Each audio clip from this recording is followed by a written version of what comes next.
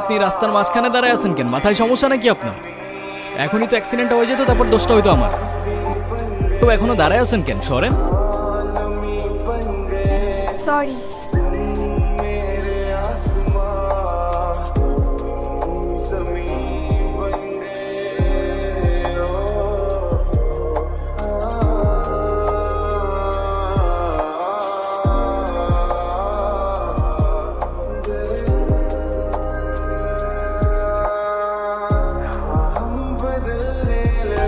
নাম কি?